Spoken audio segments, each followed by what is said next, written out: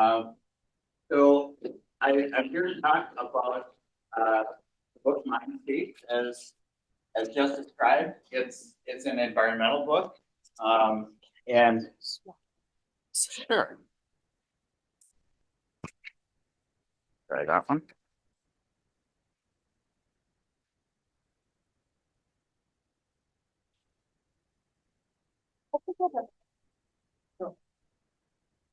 Okay, sound good? Okay. So it's an environmental book. I'm an environmental engineer. I know this group is passionate about the environment as I am. It's also a mining book about the development of mining in Minnesota and the development of uh, of sort of the ethos of mine reclamation in this state. And so Ely's also a mining town, just right across the street from the Pioneer Mine. So I can't think of a better place to talk about the intersection of environmental restoration and mining than Ely. You're right here in the centerpiece of that, in the center of it. So with that, I'll get into the presentation. Let's see, this is not advancing the slides.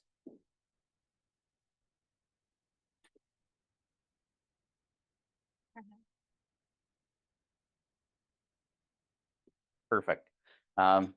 So for today's presentation, I've got a chapter dedicated to kind of each of the main central chapters of the book.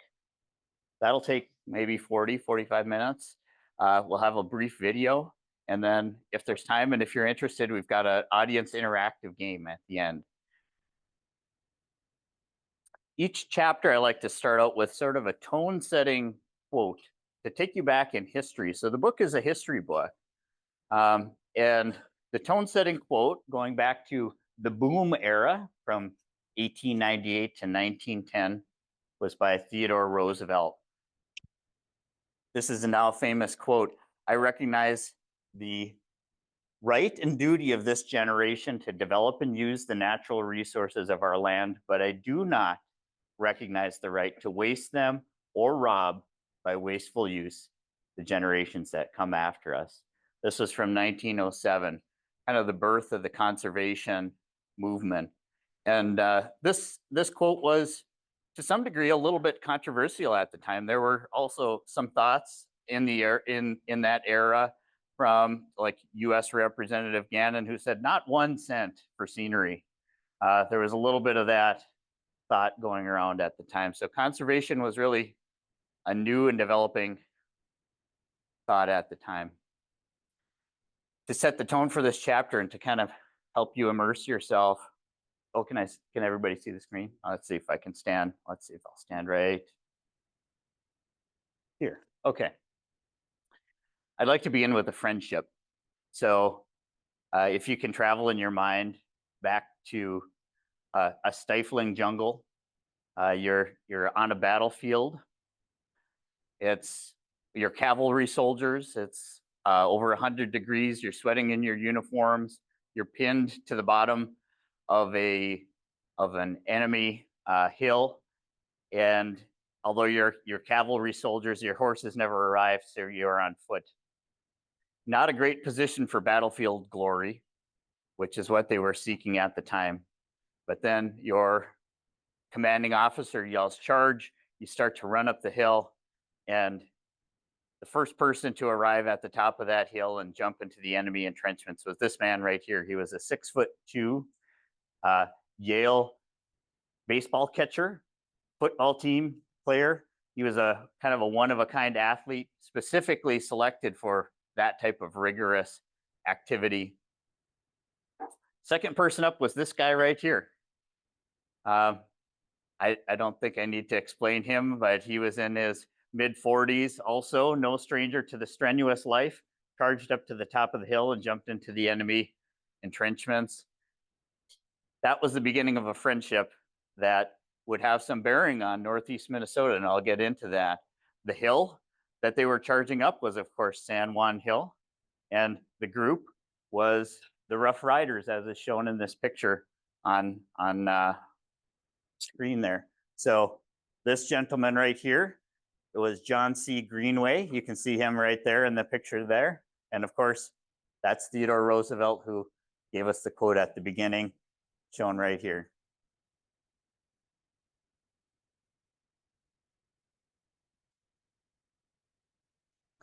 After the war, these two went on to their various positions.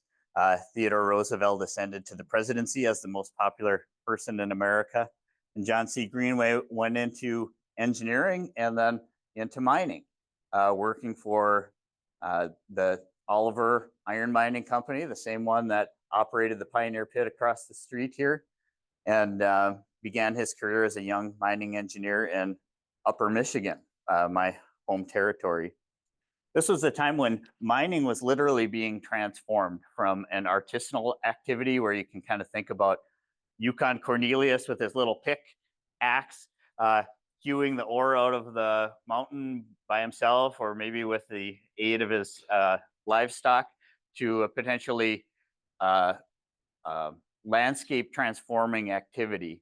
And the vehicle for that transformation is shown right here. This is the steam shovel. This picture on the left is from the Itasca County Historical Society. That's actually John C. Greenway's operation, showing how now with the steam shovel, they could literally dig, faster than they could ever dig before. Around the same time, they were digging the Panama Canal. It was one of Theodore Roosevelt's pet projects.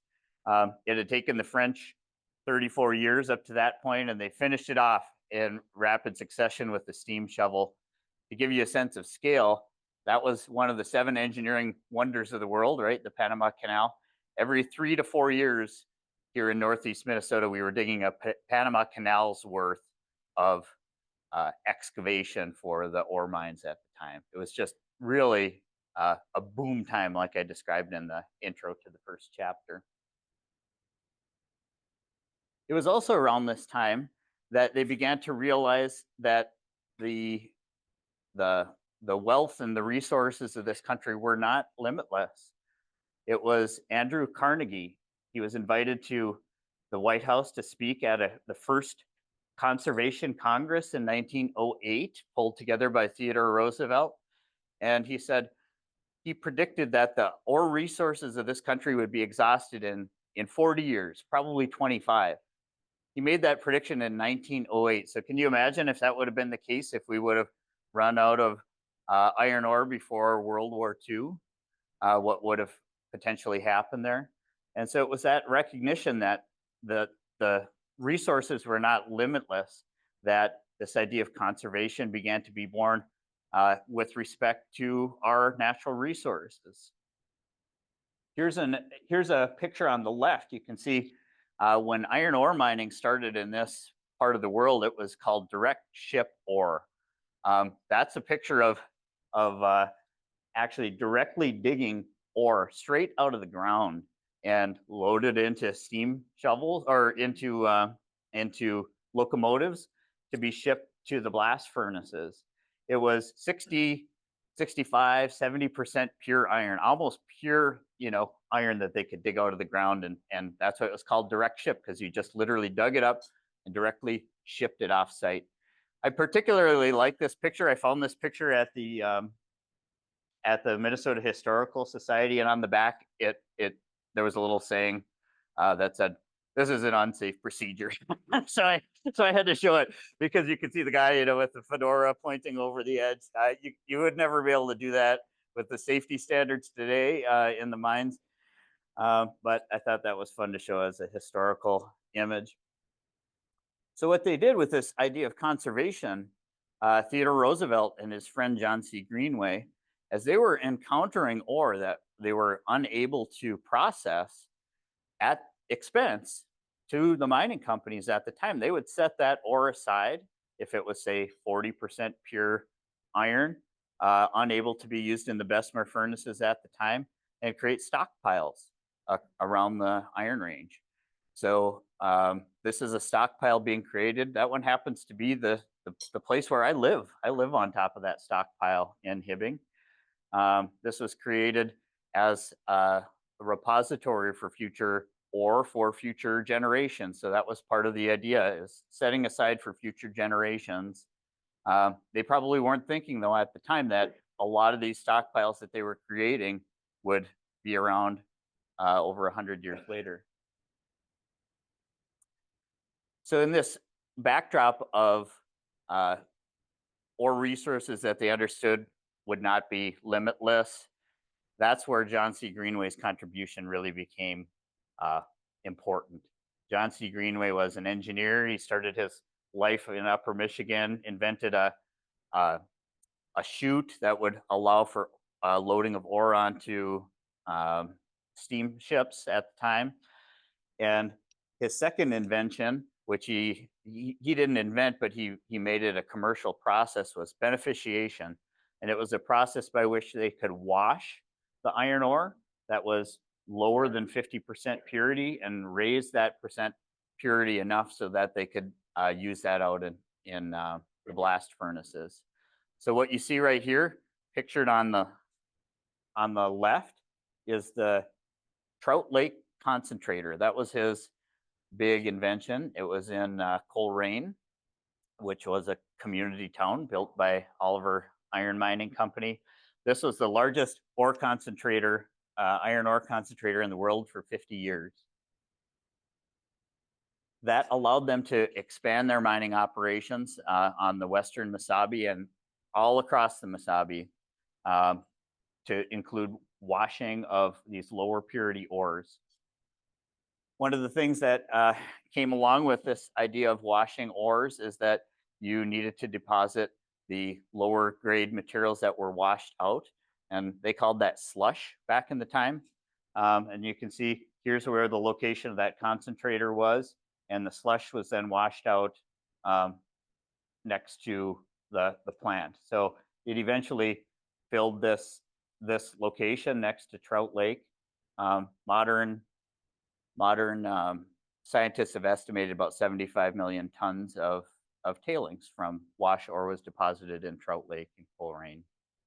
It's fairly common practice at the time, and it was carried out across the Iron Range as these beneficiation plants spread. It was later that when one of these iron ore tailings operations began to wash out into Swan Lake near Pengilly, and the water was turning red, there were some local homeowners who objected to that, and they had the mining company in response create the first tailings basin. That was to hold those so that they wouldn't wash into the lake down there, and that became yet another landform that started to dot the landscape of the Mesabi, is tailings basin. So now I talk about the legacy of the friendship. So with John C. Greenway creating this opportunity to beneficiate iron ore and creating a new waste product from iron ore processing, tailings, he opened up the opportunity for 78 more beneficiation plants across the Mesabi Range. You can see right here on this 135 mile long swoosh, and basically extended the life from that 25 to 40 years of mining well into the 70s and 80s. And then his good friend, Theodore Roosevelt, believing in conservation principles, dedicated around the country a lot of our national forests. Here we've got the Chippewa National Forest to the west of the Mesabi Range and the iron mining ranges, and the Superior National Forest, which is so well known to all of you here on the right. So these two friends who started their friendship in the trenches of Cuba literally created the landscape that we're dealing with today, mining amidst the national forests here in Northeast Minnesota. This was an era when I said the landscape was literally transformed. This photo shows some images. I see they aren't coming through perfectly well, but in the boom times, the little towns like this is Coleraine and Beauvais were surrounded by mining landforms. So this is the open pit mine itself. These light gray images you can see are either the overburden stockpiles or waste rock stockpiles or tailings basins, literally surrounding these small towns. This is an image of Hibbing in the early days of mining. And it was against this backdrop that a lot of the landscape was being transformed by mining, that even some of the people who were actively involved in the mining grew a little bit wistful. W.C. Agnew, who operated the Mahoning mine in the early days until 1914, recollected that in the early days, the pines reached their tops in the blue of the sky, and for miles upon miles, they lay about us in unbroken silence, which is kind of that picture that you see right there. He was later to recall, it was 16 years since we entered upon this forest, but the towering pine is now a curiosity and has been replaced by the vast amphitheater of the Mahoning mine. And in his memoir, Edmund Longyear wrote, "I'm glad that I saw those beautiful pines before they vanished, that it would be virtually impossible for somebody to imagine what the landscape looked like before mining took place in this region." So it was against this backdrop that mining had created a tremendous amount of wealth and increased a lot of our qualities of life, and really literally built this country and helped us be victorious in the world wars. But it had a tremendous impact on the landscape as well, that I get into chapter 2, which is the pioneers. I call these the pioneers of mineland reclamation. This quote here isn't a quote from the era, but I thought it was particularly descriptive. This was from the novel H is for Hawk by Helen Macdonald. It was describing the post-industrial landscape of England that was beginning to be naturally reclaimed. She said, "It's not an untouched wilderness like a mountaintop, but a ramshackle wildness in which people and the land have conspired a strangeness." I think you might recognize that if you're walking around the landscape in these post-mining lands. In the era after World War II, as people were recollecting the nation's victory over the uncertain odds, the lands of the Mesabi and the contributions were not forgotten. So a hero's reputation. This was the Mahoning pit, the Hull Rust pit in Hibbing. It was recognized as having produced more iron ore than any other country. This is the pit close to my home. You can see this photo right here, compares it in stature to the Empire State Building. So that's the Empire State Building transposed into the Hull Rust pit. It was later adopted into the Register of National Register of Historic Places. Along with this mining and this production, of course, there was tremendous wealth. When President Truman met Hibbingite Jacob Gallup, he said, "Oh, I know Hibbing. It's where the high school has golden doorknobs." And this is an image right here of just the cut glass chandeliers from the Hibbing High School, worth $2 million themselves. And the impact of beneficiation was not forgotten. Here's an image 50 years later, remembering John C. Greenway and the contribution that he made for allowing the resources to be extended across the land. So along with this recognition that there was tremendous wealth and quality of life that was created with mining here in our region, there was also a recognition of tremendous impact to the landscape. So this photo is from 1941. You can see this is from the Library of Congress. This is what the Hull Rust pit looked like at the time. You can see it's a pretty large pit. In fact, today they call it the Grand Canyon of the North. If you haven't been up to visit the Mine View in Hibbing, it's really remarkable that that was created by human hands. And at the time, you can see It was a pretty raw edge. There really were no reclamation standards at all. Um, and as far as siting standards, look how close it was to the residents of North Hibbing. In fact, this was what had to resulted in these homes having to be abandoned and moved further south. And it was that moving south that resulted in the creation of Greyhound bus, because the miners now lived south of town and they needed a way to get bused into work. That was where Greyhound bus came from.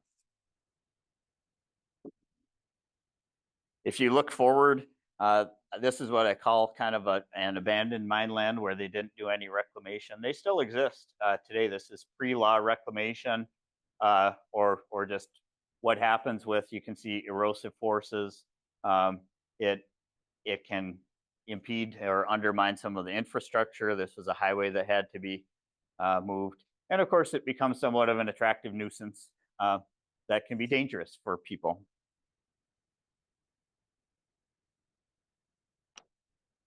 But as people do against this relatively denuded landscape, people have fun, right? Especially resilient Iron Rangers. I interviewed a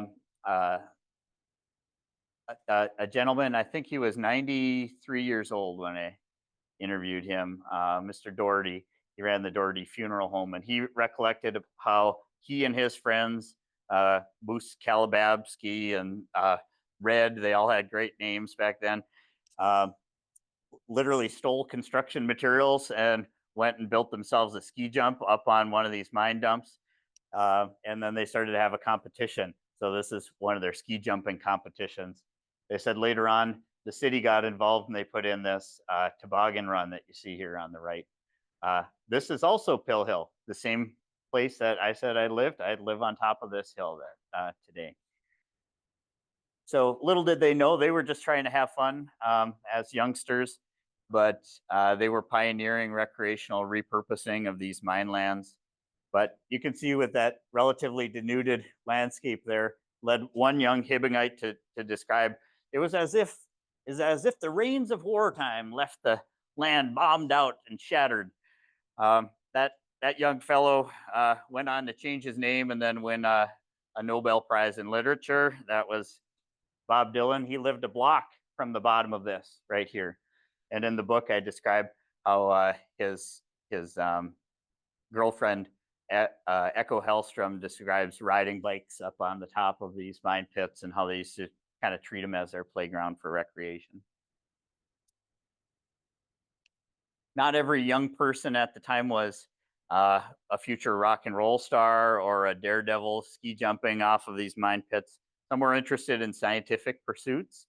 I talk about a young man by the name of Gilbert Leisman, who was studying botany at the University of Minnesota. And he became particularly interested in natural revegetation in post-industrial landscapes. So he came up to the Mesabi Range and started to look for stockpiles representing each generation of development and what nature could do with these stockpiles in terms of reclaiming them. He was particularly interested in aspen. Long before Dolly the sheep ever became cloned in the laboratory, aspens have been naturally cloning themselves. I don't know if you know that, but they can reproduce by root suckering. So that leads to one individual aspen being able to cover tens to maybe hundreds of acres. The largest, and they become incredibly old. One of the oldest living beings in North America is Pando, which is an aspen grove in Utah that covers, I think it's almost 200 acres, just one single living organism with multiple shoots that are coming up out of the ground. And this time of year is a great time of year to be able to discern one aspen clone from another, because if you see one, it will have turned fall colors more quickly than its neighbors. So you can say, oh, that's one clone right there, those 100 stems, and this one over there is a different clone. And Gilbert Leisman thought that was particularly interesting and determined that If you planted just at 50-foot centers on these post-mine lands within 25 years, you could have a tree canopy over these former mine lands. So a lot of times as Minnesotans, we tend to look down on aspen, trash trees, and, they snap off in the wind and things like that. But they play a really important role as a pioneer species for revegetating these post-industrial lands. And you can see that playing out in this picture on the right. So these are all former mine lands in the background being revegetated by aspen clones. And then in the understory, there's an opportunity for successional forests like hardwoods to grow. On the lean ore stockpiles that were set aside by people like John C. Greenway for future processing, it's a much slower process. You can see a lot of trees on the top and some on the bottom. It's very tough for them to find anchor in these really steep slopes right there. But this is particularly well suited for birch. And you also see jack pine survive pretty well in this situation. So against the backdrop of studying the natural revegetation of the mine lands, there was another revolution happening in mining, and this was called the birth of taconite. So all mining had taken place in these ores that were naturally purified to some degree or could be washed. It was E.W. Davis at the University of Minnesota and his work for decades that created the process that's in use today, which is purifying the taconite, which he called the mother rock of the iron formation. It was essentially the lower purity rock, about 20 to 25% pure iron ore. And through a series of processes, that they could bring that up to high enough concentration that it could then be used for mining as well, or for processing into steel. But simple math will tell you that if you're using a lower grade ore, you will create more waste materials associated with processing of that ore. So this figure from the time shows it took 3 tons of taconite to produce 1 ton of pellets and 2 tons of taconite tailings. These taconite tailings were very, very fine and essentially no organics whatsoever. So very difficult to revegetate. So while Leisman was studying that natural reclamation could take place in a lot of locations, this was a new thing, taconite tailings. The job of what to do with them kind of fell onto the shoulders of this guy right here. This was Sam Dickinson. He was a forester by trade, hired by Erie Mining Company. So originally he was working on things like forestry, surveying, but his passion really was, how can we reclaim this post-mining landscape into something that's revegetated and has an ecological function again? He met with his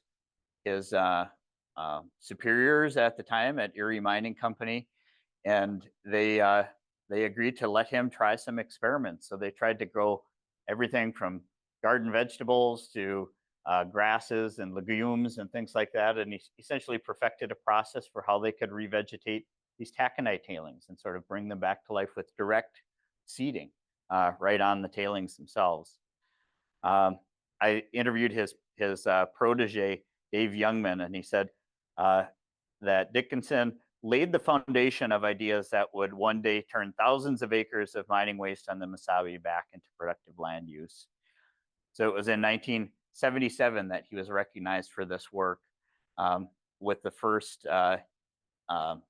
mining industry environmental award.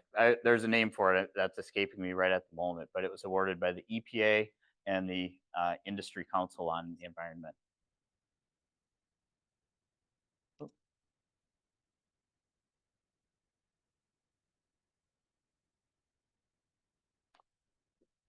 So now we're into the 70s.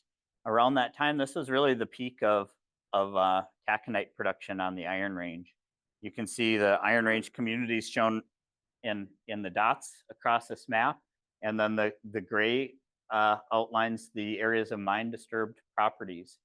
It was about 140 to 140,000 acres, about the same size as 9 Manhattan Islands. Or if you're from the Twin Cities, it would be like excavating St. Paul, Minneapolis, Bloomington, and Richfield, and flipping them over like a pancake to expose the ore underneath. So really a landscape that was vastly disturbed. And this is a picture from space that you can see these various taconite operations across the Iron Range. So it was with that understanding that now we were having an even larger footprint for mining, that Governor Rudy Perpich, the only one from the Minnesota Iron Range, still to this day, came into office, and in his inaugural speech, he said, "Only one state in the union has done less in mineland reclamation than Minnesota," and by golly, he was going to change that. So he began working on that. This was around the time when one of my coworkers who had been working in this space for a long time said, everybody thought we needed rules around mining.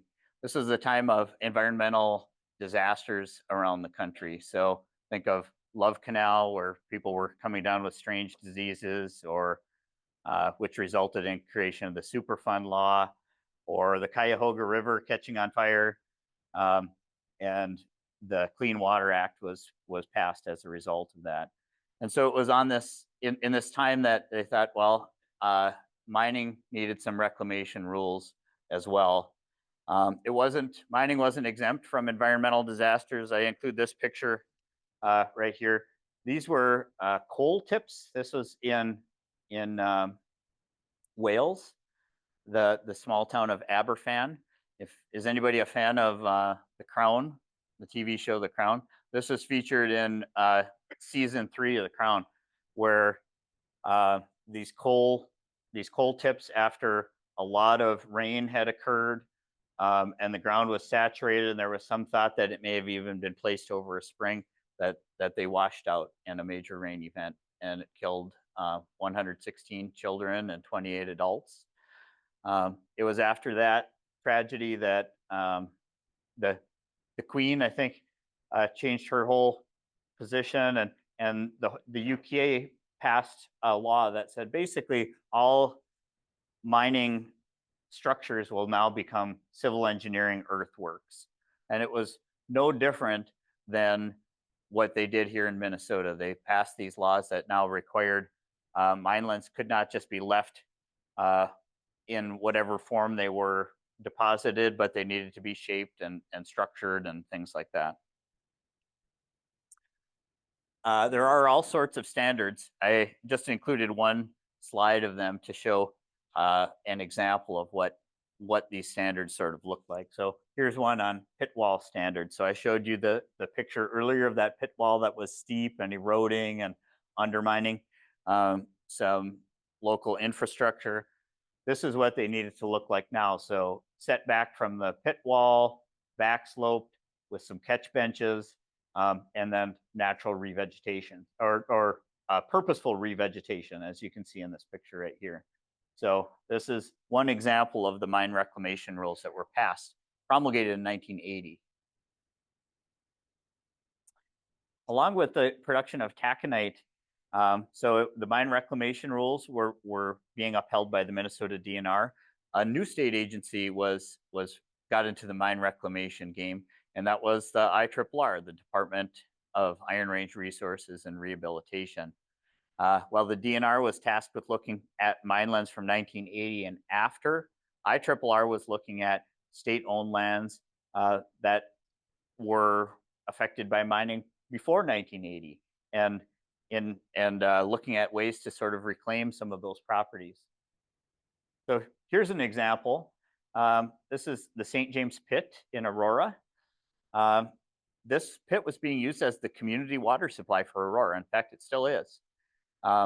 You can see the way that it was left at the time was just the really steep sidewalls. There was some clay located at the top, and because that clay could get eroded down into the lake on the weekends, the story was everybody used this community water supply, and if it rained on the weekends and they were doing laundry at home, everybody's shirts would be pink the following week when they came to work because of the fines that had washed down in.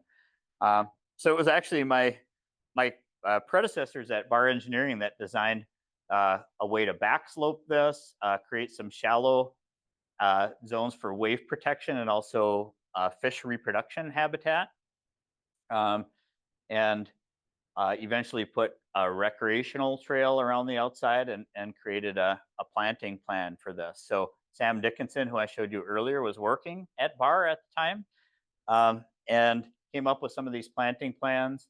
If you go to the St. James pit today, there's a picture of it on the left, virtually indistinguishable from any one of our 10,000 lakes here in Minnesota, kind of like your Miners Lake right here across the street, right? IRRR had a lab, and I thought this was a particularly interesting story. This was the old Hill Annex mine, which then became a state park, and now is in the process of transitioning back to active mining. This was where they experimented with a lot of these techniques on how you could purposefully revegetate. So not just natural reclamation like Leisman was talking about, but could you do some plantings that would, bring about more rapid revegetation and reforestation of some of these mine lands. On the campus of the Hill Annex mine, there was an old miners building where it was apartments on the upper level, and in the basement for entertainment they had a one-lane bowling alley. And IRRR said, "Oh, that's where we're going to grow our trees." So they put in these halide growth lights. They were experimenting with these steri blocks, which are basically little styrofoam blocks that you could grow seedlings into. And it wasn't more than a couple of years later that tens of thousands of trees were being planted out of this one-lane bowling alley in the basement of the old Hill Annex building there. That's Dan Jordan, who I interviewed for the book, doing some research and experiments with the IRRR.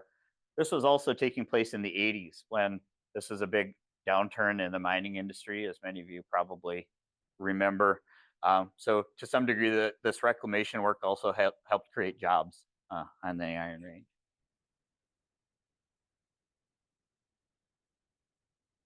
That was when the IRRR also got into the idea of tourism. This picture is from 1971. Is there no better picture that says 1971 than this one right here? I mean, I just love that. So this was a bus tour that they were taking people right down into the mine pit to expose them to, like, this is what mining is about. And it was the beginning of a recognition that this could be a tourist draw too in this region. So now I'd like to fast forward from the 1970s to the 1990s. I had described how natural ore and then wash ore kind of went through its natural life. Taconite was on the rise. And across the Iron Range and here too, a lot of the areas that were previously mined, now they turned off the pumps. And so the water was starting to come back into these open mine pits, and natural revegetation like Leisman had studied was taking place. And so you were beginning to see a lot of landscapes that looked kind of like this right here, where trees were growing back in, water was coming back up. This little part right here might be, some of our islands here in Ely. This happened to be a mine pit. And it was a recognition that there was a new era of lakes and landscapes that was emerging in the region. This is a quote from the University of Minnesota landscape architects. And they got involved in a project that was called the Laurentian Vision. This was originally created by an idea from some folks at US Steel who were interested in, could we do something with some of our post-industrial lands to make them more suitable for post-mining uses? And as I interviewed some of the people who were leading this at the time, they said there was this description that mine lands would leave liabilities, but what we wanted to do is create legacy assets on some of their lands. So they engaged the landscape architects. Anybody ever been to a Laurentian Vision Partnership meeting? Because they still go on today. It's been 25 years. Yep, yep. One of their first projects of the Laurentian Vision Partnership was bringing in the University of Minnesota Landscape Architecture School to help create a vision for what the land could look like after mining. They introduced a new concept to the Iron Range. It was called charrettes. Anybody ever heard of a charrette? Comes from the world of architecture. It actually means cart in French, that the professor would send around a cart and all the students would put their homework in the cart and they'd be busily sketching right before the cart came and they threw it in. So it also meant something that was really fast. And what the University of Minnesota School did is they brought together community leaders, elected officials, citizens, mining engineers, regulatory agencies into one room and talked about what could these mine lands look like in the period after mining takes place. And they would hear different ideas and they would literally sketch, as these two gentlemen are doing right here, all day and all night, creating all of these images of like, what could this post-mining landscape look like after mining is done? Really a very interesting way to engage the public. I don't think the public had been engaged in this way before, and help as a community kind of think about how these ideas could be purposefully created. They were literally reimagining reclamation. So do you remember this this pit wall standard that I showed you from the 1980, started in 1980? Now in the late 90s, they were envisioning water level rising back up and reforestation of these sidewalls. So this was like a waterfront landscape, essentially similar to what you see up here in Ely, that they could envision could be purposely created through the process of mining. Really captivating pictures. They tried some demonstration projects to see how some of these techniques could work. Here's one right here of purposely creating a grouse mountain. This is called a grading scheme with different revegetation packets with the idea that they're creating grouse habitat with aspen forests and larch and different types of trees, white pines and things like that. And then actively engaging some of the school students to come up and do some of this reclamation work. That right there is my son. He's 20 years old now, but at the time we were out there trying some of these things as part of his school project. And this work ended up being some award-winning work from the landscape architects. They won an American Society of Landscape Architecture Award. This was what they called their pinnacle project. It was a mine land guide for how to create some landscapes like you can see right here. This is an envisioned post-mining landscape with purposeful sharp-tailed grouse habitat, fishing in the mine pits, a living laboratory where they would try to save trees as they were going along and grow them for their own purposes. So really some very, very interesting ideas that came out of some of these charrettes.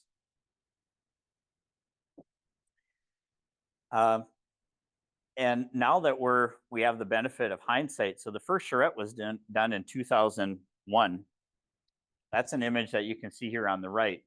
At the time, they understood that Highway 53 in Virginia needed to be moved for mining to take place. And so they, rather than shy away from that idea, they made it the centerpiece of some of these community engagement charrettes and said, if it needs to be moved, what could we do with it? Could we make it into something like akin to the Golden Gate Bridge, or something that would be a centerpiece for the reclamation activities? they drew this up right here. They called it the Laurentian Bridge. Other places I see it called the Gateway Bridge, and drew these beautiful images of what it could look like. This was 2001, and now it was 2017 when the Thomas C. Rukavina Bridge was actually built. Takes about 20 years sometimes or longer for these ideas to come to fruition, but there it is. As I look back at this, I think this was probably the first of the Laurentian Vision ideas that actually was built out on the landscape. It takes a lot of engineering beyond these original pictures to be able to bring something like this off. That was over $200 million to build that, and it's Minnesota's tallest bridge today.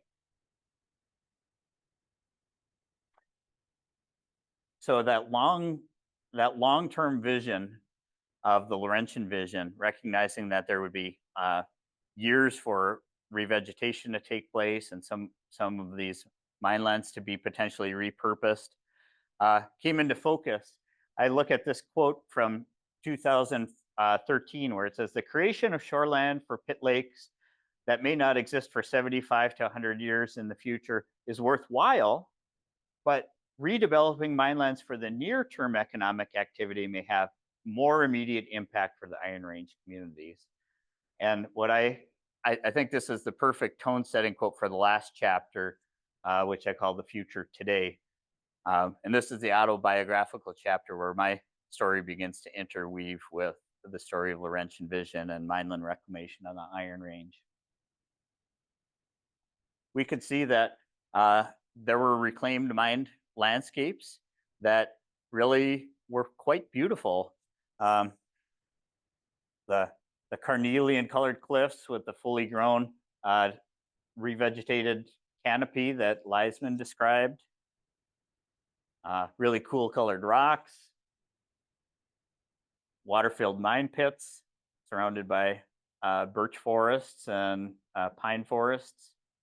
And just really kind of an inviting landscape to jump off of that cliff right there, for example, into the water down below. But at the time, it was largely off limits. So here's an example of the mine pit fencing that was required around these pits to keep people safe. It had always been the thought that we don't want anybody wandering off in there, and we wanted to preserve this land for potential future mining. So nothing really could be done with it at the time. But against, I showed you the pictures of the natural beauty back there. We got involved in proposing, well, would there be a way that you could do something in the intermediate time? Maybe this will go back to mining, maybe it won't, but could we do something that wouldn't leave a permanent encumbrance on the landscape, but would allow us to use it in the short term? And that's where this idea emerged of temporary or intermediate recreational use. And the perfect thought that emerged for that was natural surface trails. So here's my friend Jeremy traversing the post mining or the intermediate mine landscape.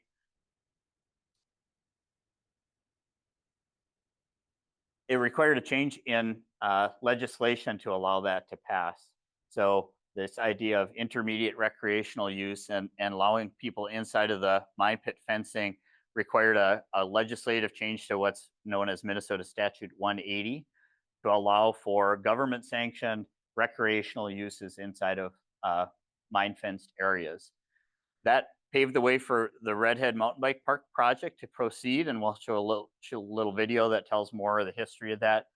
But it also allowed for some of these other projects like ATV trails or even some of the old fish stocked pits to be in the legal zone because they were government sanctioned recreational uses.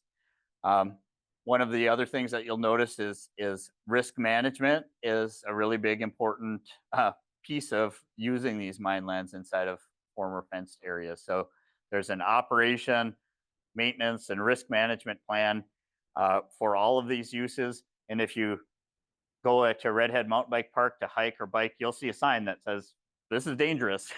You're engaging in a dangerous activity here. It's equivalent to going swimming at a public beach and it says no lifeguard on duty. So that's kind of the same ideology that was applied here.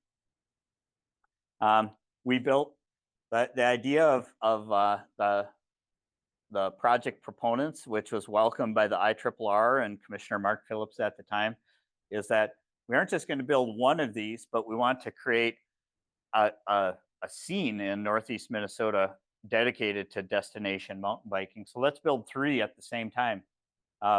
Tioga on the far west side of the pit, Redhead and Chisholm, and then by Wabick as the lift-served mountain bike park at Giants Ridge. That would really allow us to splash onto the scene of mountain biking. And here's an example of these trails being built. This right here is the pit complex at Redhead, and these are the mini excavators that are digging those trails. I like to think that the miners who were working in this pit probably would have laughed, gotten a good chuckle out of the size of those little mini excavators, which they could have, just lifted up with one of their shovels and, tossed over the edge. But once again, there was operation inside of these pits from equipment, and this is essentially what was being created, is this natural surface trail network. Not really a big encumbrance, as you can see, but certainly a lot of fun. And these rolling grade reversals, a lot of people think that those are specifically built so that it feels like you're riding a roller coaster with your bike. That's an outcome, but it's actually done for erosion prevention. These are sustainably built trails that try to shed water so that they don't wash away, and they're more durable and they require less maintenance. So they're purposely built onto the side hills like this to traverse down instead of going straight down the hill. They've got rock checks and water passages and things like that, all purposely designed to keep these trails in place. Of course, we had geotechnical considerations. We talked about some raw edges of these pits that we definitely needed to avoid. There's a good example of that. And there's some land that we also specifically wanted to avoid. So I talked about these stockpiles that may have future iron value. Those were basically stayed away from the trails, but those that were just the overburden material, like the glacial glacial material that was stripped off of the mining piles, were definitely laid out for trails. So this is an example of some of that complex ownership and some of the purposeful design that was involved. In fact, we just last year won 3 engineering design awards for Redhead Mountain Bike Park. This is what we ultimately built. So this is Redhead at 25 miles of trail surrounding 10 former natural iron ore mine pits south of Chisholm. The whole project was built for $1.77 million in this first phase. It opened to the public in 2019 as a soft opening, and the grand opening was 2020. It was right during COVID. Very popular time to open the trail. So immediately we had tens of thousands of people coming to the trail system. We just completed a survey last year where you had to say where you had come from. And there were, I want to say 16 or 17 states and 2 Canadian provinces just from the people we surveyed in 1 month. Here was the grand opening. Mark Phillips from the IRRR right here rightfully said it took a village to bring this project into fruition. You can see representatives from St. Louis County, City of Chisholm, Minnesota Discovery Center, the Bike Club. It was just really a community project to try to make something out of this land, at least for a temporary use. And it sure has received a lot of attention. This is Renee Pasal interviewing Jordan Metza, who at the time was from the Minnesota Discovery Center. Just really a great news project about how you could use these lands to, within a few, with a moderate investment. It may sound like a lot, 1.77 million, but when we host the races, like I'll show you some pictures later on of the high school mountain bike race, the estimated economic impact from one weekend is about $950,000. They made a movie about us, 2 movies. We didn't know this, but there was a group associated with Free Hub magazine from the West Coast who was interested in how industry and recreation could work together. They were doing it in their part of the world, and between the logging industry and the recreation industry, and they wondered if it was being done anywhere else, and they found us. And so they created a movie called Bike Town. You can watch it on YouTube, along with the 400,000 other people who've already watched it. And here are some of the early results. If you've ever been to the Minnesota Discovery Center, the parking lot's usually not that full. That is one of our race weekends right there. And then the thing that I'm really proud of is that the community has come out to embrace this through adopting a trail. This is a young family who their story was, we were about to move out of Hibbing. They had sold their home. They were just waiting for the end of the school year.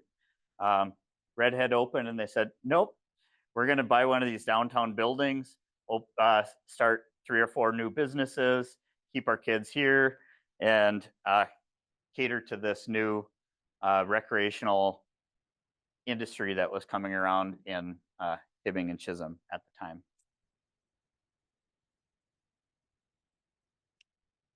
What I think is really great about a project like Redhead is it creates these sort of before and after images. So that was what the land looked like before on the lower left. That's the Chisholm mine. And that's the same landscape today, being reused for intermediate recreational use. I said I'd show you pictures from the high school mountain bike meet. It's going to be coming up again. Every other year we host it at Redhead. So October 12th, if you want to come down and watch any young mountain bikers. The second year that we had it, again, it was early October. This being Minnesota, it snowed, yes. And at first the organizers were a little bit in fits, like, oh, what's going to happen with the snow? But the kids just had a tremendous time. I like this picture right here to show just like, oh, this was the best time we've ever had. It kind of went down in history, like, you know, in football, there was the Mud Bowl. This was kind of the Mud Bowl of mountain biking. And it really brought people up to the range and made it kind of put us on the landscape for mountain biking.